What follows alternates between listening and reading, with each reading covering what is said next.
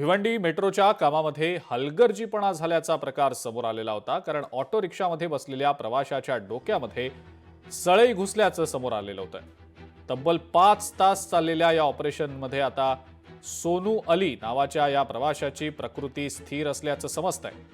डॉक्टरांनी दिलेल्या माहितीनुसार त्याच्यावरचं झालेलं ऑपरेशन यशस्वी झालं असून सध्या या सोनू अली याची प्रकृती धोक्याबाहेर असल्याचं समजतंय। डॉक्टर पुष्कराज यांनी त्यांची सर्जरी केली। त्यांची सर्जरी जवळजवळ 4 ते 5 तास चालली।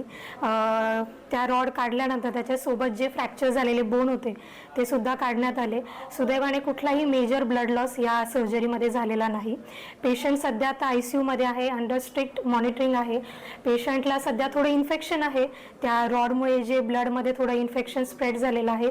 त्यासाठी आपण जी पण गरजेची अँटीबायोटिक्स आहेत आणि बाकी जी पण इंजेक्शन सध्या त्याला गरजेची ती चालू केली आहे।